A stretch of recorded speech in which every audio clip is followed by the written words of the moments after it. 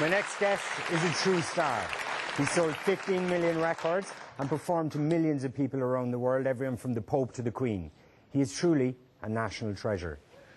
Will you please welcome 3 times Eurovision Song Contest winner, Mr. Johnny Logan.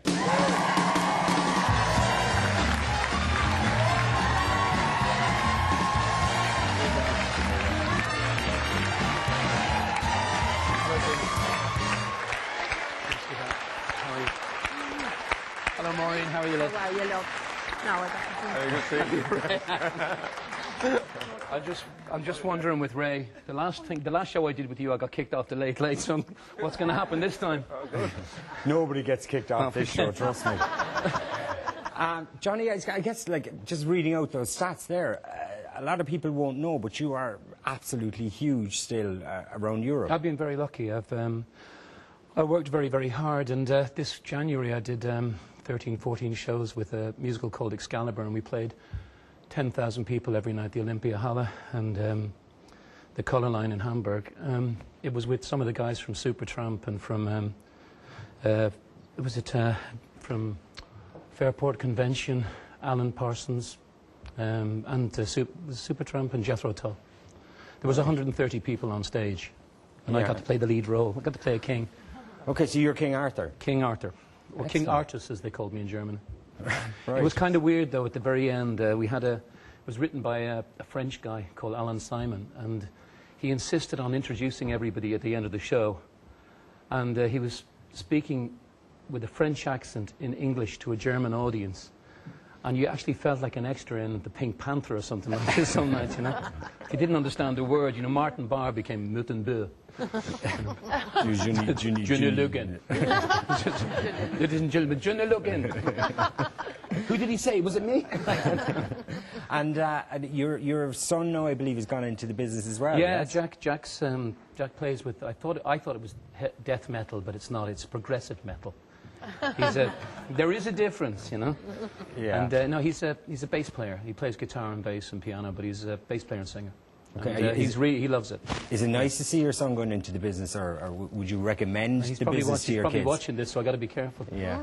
I should hope he's watching. I don't know. I think, you know, if you've got it in you, you have to follow it. You know, and sort of.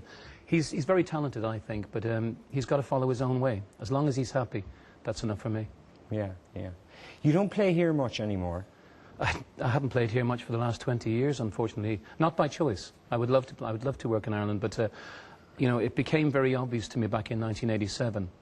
I saw very strong similarities between what happened to me after 1980, and my career, you know, was stagnated. And I thought I better shift, and I moved into Germany from a work point of view. I've always lived in Ireland, but I started working in Germany, and you know, Ray's met me you know, like sort of when we've been away from home, and you've seen the reaction. I've worked very, very hard to get where I am abroad, but luckily, and particularly in the last 4 years, things have just skyrocketed for me. I had a double platinum album in Scandinavia, which was great. I mean, it was really nice at, you know, my age, 55 years old, to be holding Radiohead and Coldplay out at #1 for 6 weeks.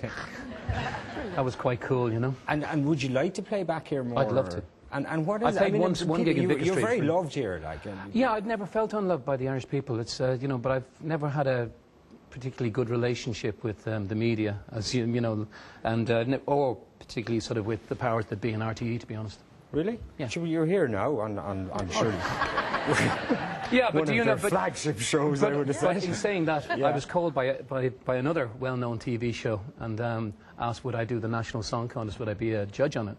And when they found out that I was doing this show, they pulled back the offer. One up on the Late Late. Yeah. Go for it! Johnny, it would have been better if you said, they asked me to do the Late Late, but I said no. Well, I didn't say yes. Yeah. But it's the following day when they found out that I was doing this. So you feel that kind of like, I don't want to go on about this too much, but the industry here doesn't like you, is it? It's very hard not to. You know, when you get to the point where, you know, I did Ray's show one morning, and I had launched my album. I was supposed to do the Late Late that night, and I was called and told, you're off the Late Late. And then they called me, and I was in Holland, just finished the Dutch National Song Contest, and said, you know, like sort of, we'd like you to be to sing on the National Song Contest as the guest and be the judge. And I said, I'll have to think about it. And then the next morning they called me and told me, or they've sent an email to my manager and said, but we're not interested because you're doing Saturday Night Live. It's hard not to take it personally at this stage, you know. Yeah, I'm sorry, but it is, you know. But I don't. In saying that, I want to make this quite clear. It's not to do with the Irish people. It is to do with the powers that be, and that's, you know, I'm working where I'm wanted and where I'm.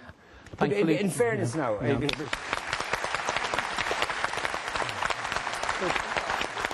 You are Brendan. We went to the Eurovision a few times with the show, and we've seen Johnny in his sort of natural habitat, if you like. And he is the king of the Eurovision. When he walks into a room, like, people stand and applaud, and all hail the king of Eurovision, Johnny Logan. Like, it's adoration. But Johnny, in fairness, in Ireland, for example, tell us about Bohemians FC. They've adopted... that's brilliant. I mean, so that's it. Oh, there is one of us. There's another one of us in here somewhere. I got, you know, like, sort of. I hope there's no Shamrock Rovers fans in here. I'll be in the good team as well. Okay, but. I didn't realise that Hold Me Now was being used as the away song, and of all places, I think it started in Norway. They were told, sing us a song, and the guy started singing Hold Me Now, and all the Norwegians started singing it with them. So it's become the theme music, or the away music for Bohemians, and they told me about it after I did a show here, and asked me would I come the next day. The captain was doing a testimonial. I went there, and he had about 8,000 Bohemians fans singing the chorus of Hold Me Now. And it sounds better and better each time I go there. I've since done it about 3 or 4 times. I'm very, very honoured to be, you know, like, to be part of the club. They've given me a lifetime membership, and I'm very proud and very honoured to hold it. And sort of, it's such a great compliment, you know, sort of, and the way they treat me really is. Now, not to hark to the past too much, but it's 30 years, incredibly, since you first won the Eurovision. I was 8 years old when I sang. Actually, there's no need for that. I think we'll have a look at this clip again. I know you've seen it hundreds of times. Actually, it gets me every time I see this. Let's just have a look at Johnny. What's another year? I love you, Ireland. A year.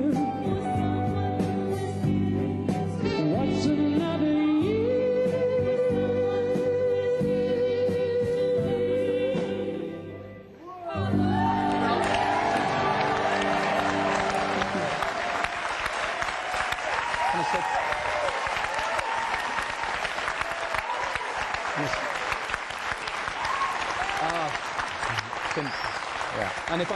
And if I can say, I'm 55 years old now, and I still love you, Ireland.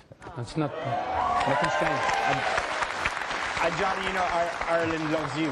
I have to say, right, looking at you back then, right, the looks, the voice, and particularly that kind of brooding stage presence you had, genuinely now, not kissing your ass. I think, like, there is a young Irish Elvis in there, like, isn't there? You know what I mean? Yeah. Just he had every girl's heart broken that night. I had my own broken as well that night. After you won the Eurovision the first time, then presumably things got huge for you. No, they got huge, but, like, sort of, you know, look, I was 24 years old, 25 years old, like, sort of, and, you know, there was nobody really guiding my career, and I just went round and round in circles all around Europe. At the end of 6 months, I was still singing What's Another Year. I hadn't recorded a follow-up album. I wasn't looking for songs. And I realised that I wasn't going to get any money out of it. All the money disappeared. So I ended up in court for about 3.5 years. But that's yesterday's news. The thing is, the reality of it is, I got through that. It was an opportunity that I had in my life I missed. I made up for it when I got Hold Me Now. And there's no point looking back and being, you know, like, sort of, and you learn from your mistakes. You don't live with them. You know, everybody knows this. And it's like, sort of, to carry... It took me a while to learn that. I was very sorry for myself for a couple of years. And I think that came across in the press at the time. You know, sort of, I felt very alone. But the reality of it is... Very alone because of travelling, you know, around on your own? I think it's best to... The best way to sum it up, Brendan, is to say that, you know, you get to a point where you're surrounded by your problems, and all that you consider is yourself and your problems. You don't realise there's a bigger world around you. There's lots of other things happening. You know, like, I'm a lot older now, and I'm a lot... No, I wouldn't say I'm a lot wiser, you know, but I would definitely say that I can look back on it now, and I can see why I behaved and why, you know, why I went through what I did. But all I can say is that whatever happened then shaped me the way I am now. Yeah. And I'm very proud of what I've achieved since then and where I got to. And luckily you got a second and a third bite off the Eurovision cherry, which is quite incredible. A lot of hard work. You know, like, I was very lucky. I mean, you don't win the Eurovision just by being a good singer or because, you know, like I said, you got